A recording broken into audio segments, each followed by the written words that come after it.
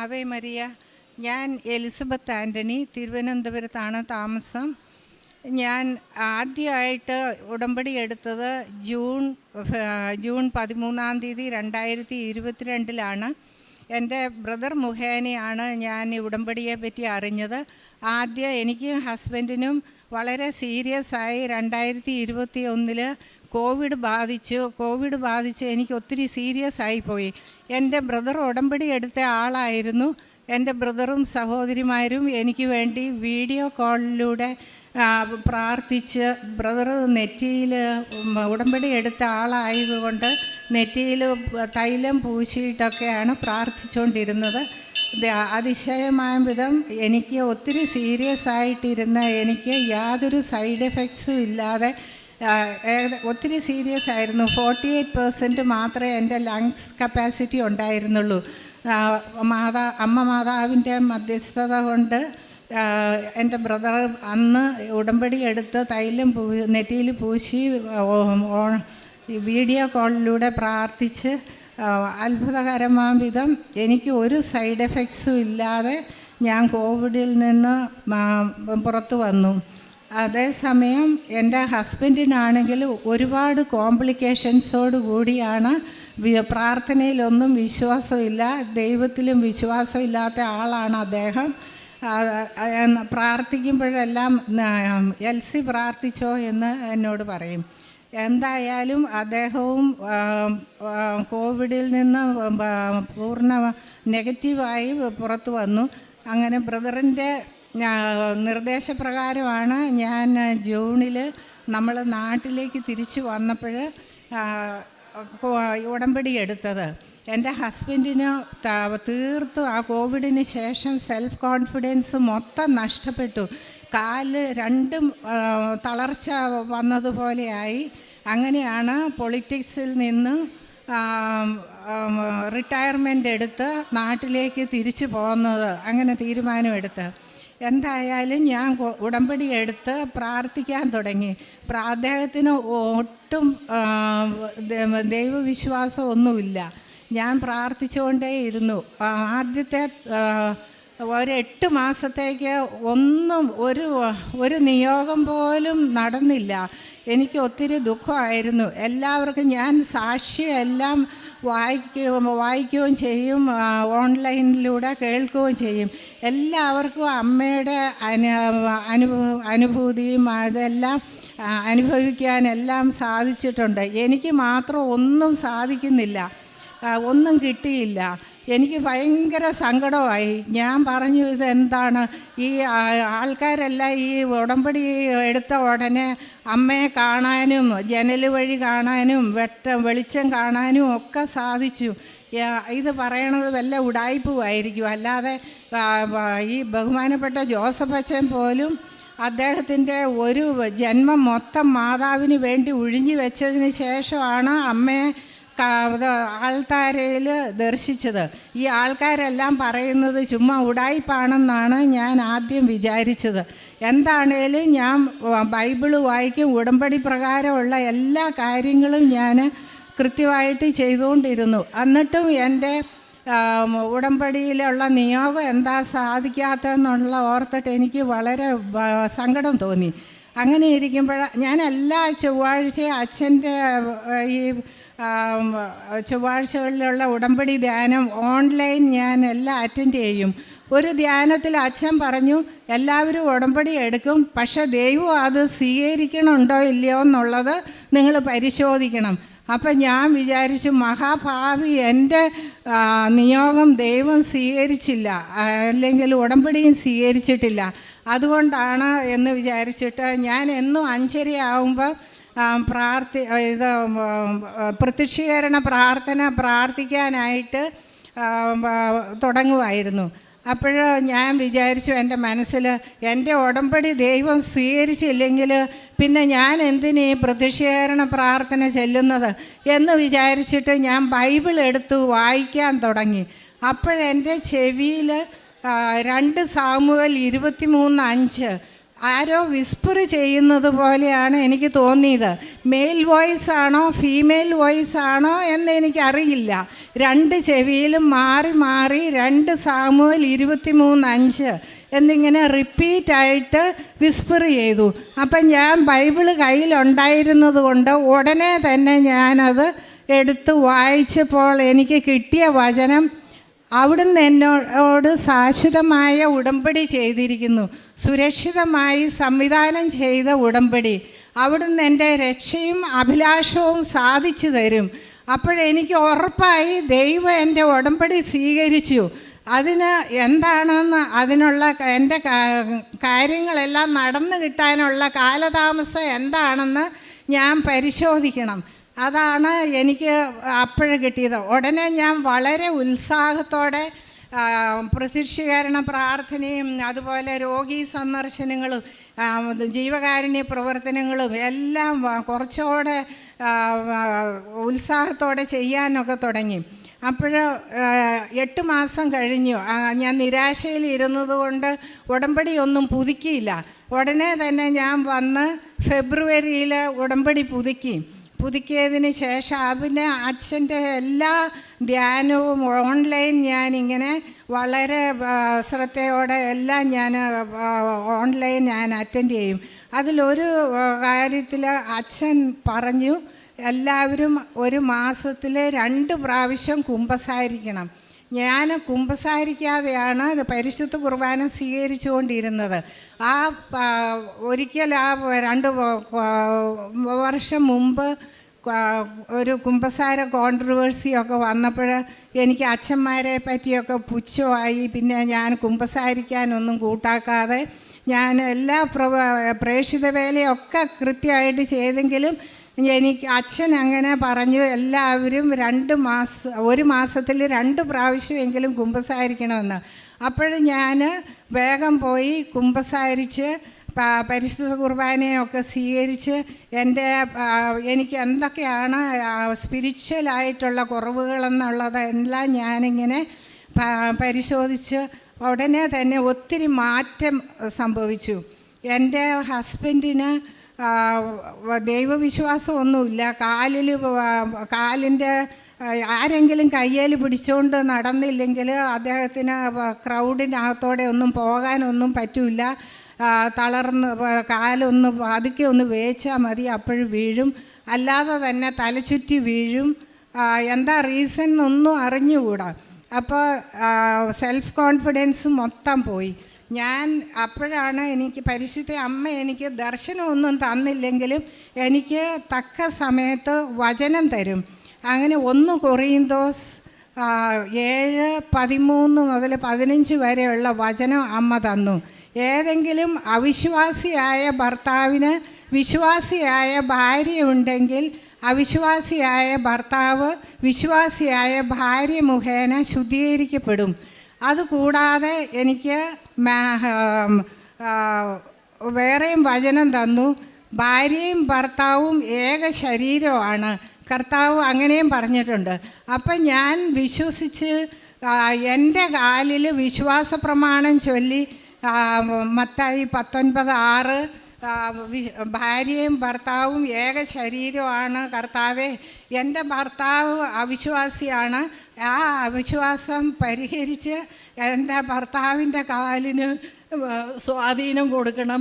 അദ്ദേഹം രാഷ്ട്രീയത്തിൽ നിന്ന് സെൽഫ് കോൺഫിഡൻസ് എല്ലാം നഷ്ടപ്പെട്ട് വിരമിച്ചിരിക്കുകയാണ്. എനിക്കും മക്കൾക്കും അദ്ദേഹത്തിൻ്റെ ഈ അവസ്ഥ സഹിക്കാൻ പറ്റുന്നില്ലായിരുന്നു. അങ്ങനെ ഞാൻ പ്രാർത്ഥിച്ചു.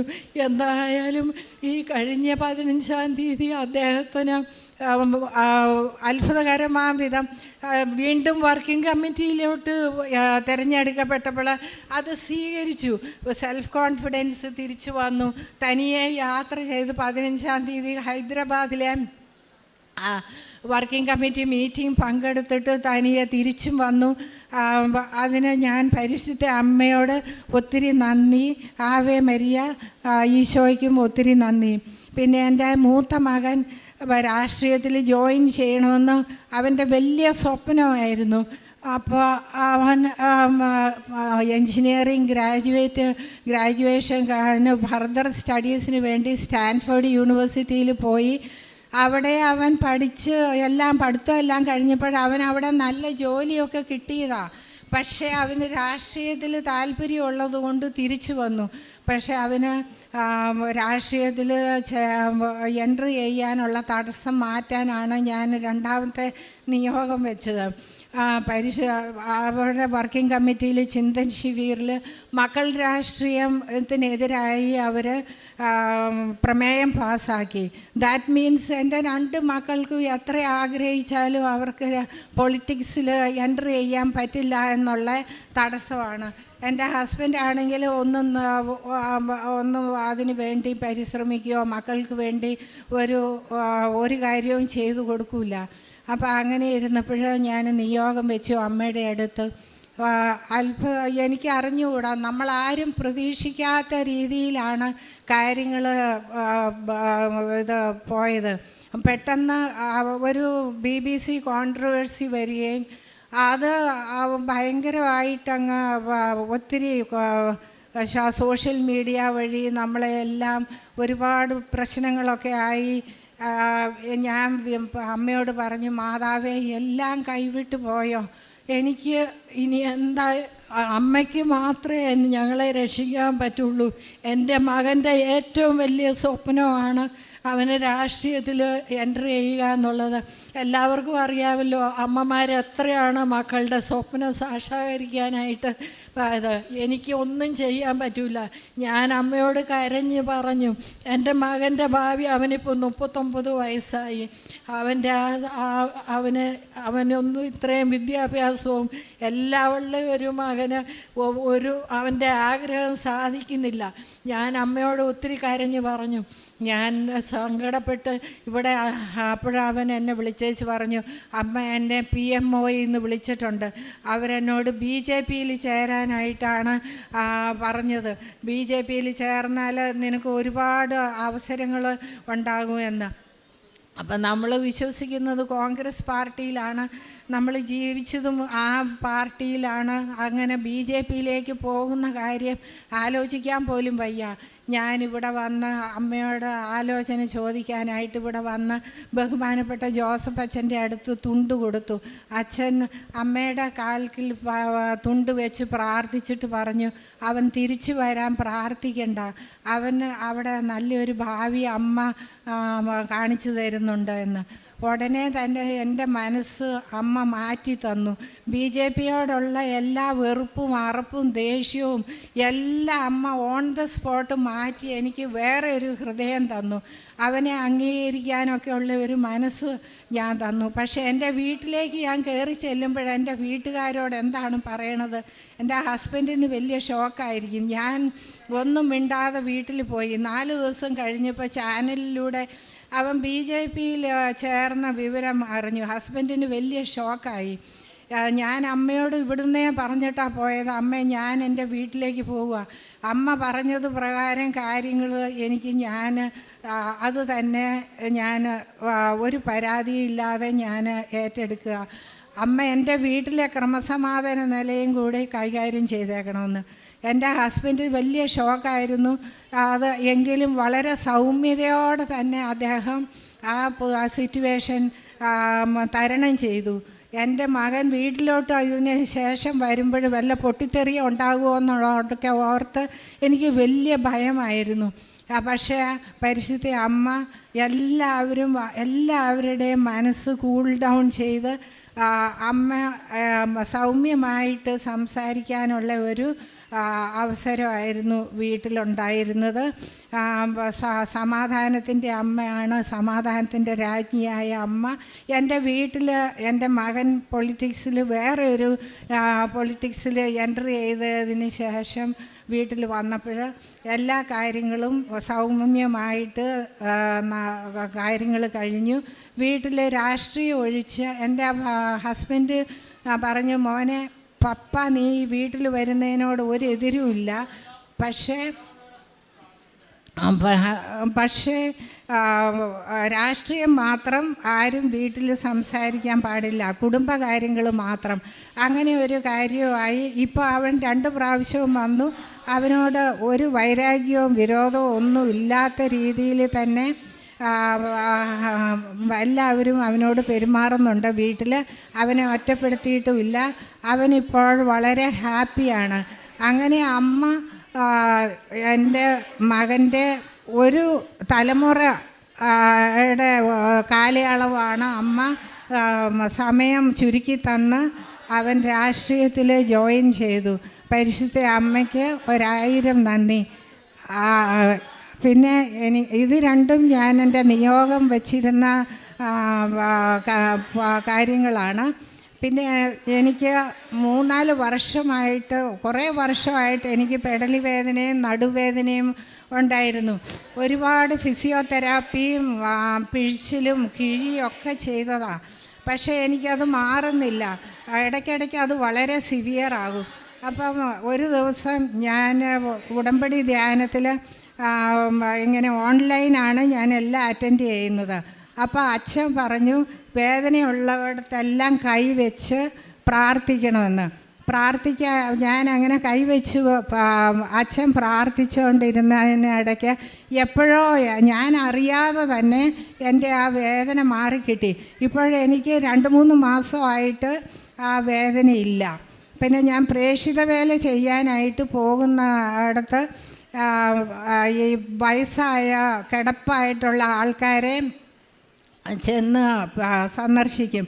അപ്പോൾ 2 പേർക്ക് വലിയ ബെഡ് സോർ ഉണ്ടായിരുന്നു. അവർക്ക് ഞാൻ അവരുടെ നെറ്റിയിൽ വിശ്വാസ പ്രമാണം ചൊല്ലി തൈലം പുരട്ടി കൊടുത്തു. എന്നിട്ട് ഉപ്പും കൊടുത്തിട്ട് പറഞ്ഞു വൂണ്ടുള്ളയിടത്ത് ബെഡ് സോർ ഉള്ളയിടത്ത് ശകലം ഒരു നുള്ളി ഉപ്പും കൂടെ ഇട്ടിട്ട് അത് തുടച്ചൊക്കെ കൊടുക്കണമെന്നൊക്കെ പറഞ്ഞ് വിശ്വാസ പ്രമാണമൊക്കെ ചൊല്ലി ഉപ്പും കൊടുത്തു. എന്നിട്ട് അവർക്ക് എനിക്ക് ഒരു കുപ്പിയേ അല്ലേ ഉള്ളൂ. അവർക്ക് ഒരു കുപ്പി മൊത്തം തൈലമൊന്നും കൊടുത്തിട്ട് പോരാൻ പറ്റില്ലല്ലോ. ഞാൻ പ്രാർത്ഥിക്കാൻ പോകുന്നിടത്തൊക്കെ ഈ തൈലം നെറ്റിയിൽ പുരട്ടിയിട്ട് ഞാൻ വിശ്വാസ പ്രമാണം ചൊല്ലി പ്രാർത്ഥിക്കും. അങ്ങനെ 2 പേരുടെ ബെഡ് സോർ മൊത്തം മാറിയതായിട്ട് ഞാൻ എല്ലാ മാസവും ഞാൻ അവർക്ക് വേണ്ടി പ്രാർത്ഥിക്കാൻ പോകും. അപ്പോൾ അങ്ങനെ കംപ്ലീറ്റ് മാറിയതായിട്ട് പറഞ്ഞു. ആവേ മരിയ, ദൈവത്തിന് നന്ദി. Ave Maria. വർഷങ്ങളായിട്ടുള്ള പെടലി വേദന, ബാക്ക് പെയിൻ, ഇതിനായിട്ട് ഒത്തിരി ചികിത്സകളൊക്കെ നടത്തിയിരുന്നു.